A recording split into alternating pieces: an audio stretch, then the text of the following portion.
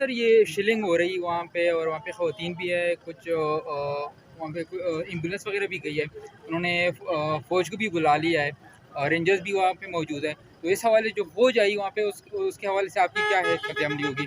فوج جس آرٹیکل کے نیچے آئی ہے وہ صرف اس لیے کہ گورنمنٹ اور پرائیویٹ پراپرٹی پروٹیکٹ ہو، اور کسی وجہ کے لیے نہیں آئی.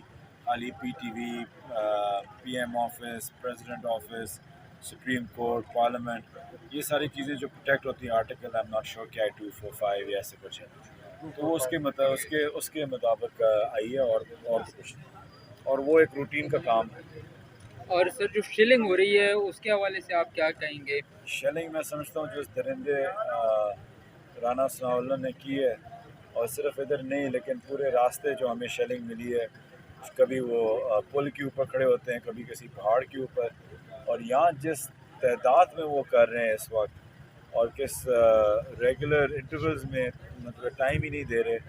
ابھی ہم وہاں سے نکلے اور سنا کہ ابھی پھر سے ہوگی، اور تو یہ آپ کو پتہ ہے کہ ان کی بس کوشش ہے کہ ہم ٹوٹیں، لیکن ان کو سمجھ نہیں آ رہی جو انسانوں کا سیلاب ابھی آ رہا ہے اگلے 20 منٹ میں، تو انشاءاللہ رانا ثناء اللہ کو کوئی انشاءاللہ چھپنے کی جگہ نہیں ملے گی پاکستان میں. جو خان صاحب کو سپریم کورٹ نے حکومت کو کہا ہے کہ G9 اور H9 کے درمیان کوئی جلسے کے لیے جگہ دے دیں، اور خان صاحب اس طرف آ رہے ہیں، تو وہاں پہ یہاں پہ وہ جلسہ کریں گے یا ادھر بیٹھیں گے بھی؟